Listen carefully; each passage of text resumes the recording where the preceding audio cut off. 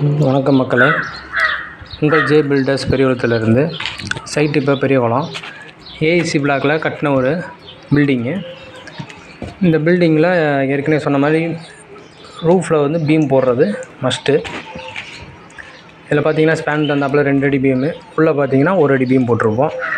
Okay, இப்போ இந்த வீடியோவில் காங்கிரீட்டு போட்டுறதுக்கு முன்னாடி எல்லாத்துக்கும் அவேர்னஸ் இருக்கும், என்னென்ன பண்ணலாம் என்னென்ன பண்ணக்கூடாதுன்னு சொல்லி அவேர்னஸ் இருக்கும். இப்போ காங்கிரீட் போட்டதுக்கு பின்னாடி என்ன பண்ணலாம், என்னென்ன கவனிக்க வேண்டிய விஷயங்கள் அப்படிங்கிறத நம்ம இதை பார்க்க போகிறோம். உள்ளே பார்த்தீங்கன்னா ஸ்பேனு ஜாக்கி வச்சு தான் அடைச்சிருப்போம். இதில் உள்ளே பார்த்தீங்கன்னா மேலே தண்ணியை நிப்பாட்டிட்டு உள்ளே லீக் ஆகுதா இல்லையாங்கிறத ஒரு தடவை செக் பண்ணிக்கணும். ஹாலில் பெட்ரூமு எல்லா பக்கமும் ஒரு தடவை செக் பண்ணிக்கிங்க.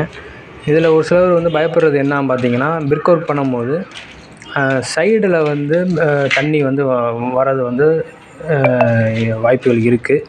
சைடில் வந்து பார்த்திங்கன்னா அதோட தன்மையே அதுதான், பிரிக்கோடைய தன்மையே வந்து அதுதான். ஸோ அதை பற்றி பயப்பட தேவையில்லை. அதே மாதிரி ரூஃபில் வந்து மோல்டு வைக்கிறாங்க பார்த்தீங்களா, அந்த மோல்டில் இருந்து வேர்வை துளி வரும், அதுக்கும் வந்து அது லீக் ஆகுதுன்னு சொல்லி அது பயப்பட தேவையில்லை. ஸோ இந்த ஏஐசியில் பார்த்திங்கன்னா சைடில் வந்து அந்த ஈரப்பதம் இருக்காது, பிரிக் ஒர்க்கில் பார்க்கும்போது இருக்கும். ஸோ அதை பற்றி நீங்கள் அதை பயப்பட தேவையில்லை. ஏன்னா பிரிக்கோடைய தன்மையை வந்து தண்ணியை உறிஞ்சிறது தான். ஸோ சைடில் வந்து அது இருக்கும். ஸோ இங்கே வந்து ஏஐசியில் இருக்காது, அதை பார்த்தீங்கன்னா உங்களுக்கு தெரியும். நெக்ஸ்ட்டு பார்க்க போகிறது பார்த்திங்கன்னா ஸ்டேர் கேஸு பார்த்திங்கன்னா பிரிக்கில் தான் இங்கே பண்ணியிருப்போம். ஏன் பிரிக்கில் பண்ணியிருக்கீங்க, இது ஏஐசியில் பண்ணலாம் கேட்டிங்கன்னா, இது வந்து சைஸில் வந்து ஒத்து வராது.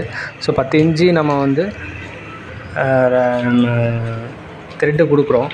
10 இன்ச்சு கொடுக்குறதுனால இதோட சைஸு வந்து ஏஐசியோட சைஸ் வந்து 8 இன்ச்சு 9 இன்ச்சு தான் இருக்கும். அதனால் அதை வந்து கொடுக்குறதுக்கு வாய்ப்பில் பிரிக் ஒர்க் பண்ணுறது தான் இதோடைய பெஸ்ட்டான ஆப்ஷனு.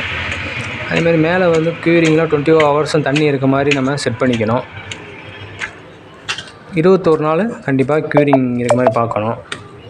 ஸோ இதை வந்து கம்பல்சரியாக பார்த்தீங்கன்னா நல்லாயிருக்கும். நெக்ஸ்ட்டு வீடியோவில் நம்ம இந்த காங்கிரீட்டு போடும்போது மழை வந்தால் என்ன செய்யணும், காங்கிரீட் போட்டதுக்கப்புறம் ஒரு 1/2 மணி நேரம் 1 மணி நேரம் கழித்து மழை வந்தால் அதுக்கு என்ன செய்யணும் அப்படிங்கிற வீடியோவை நெக்ஸ்ட்டு நம்ம பார்க்கலாம். நன்றி மக்களே.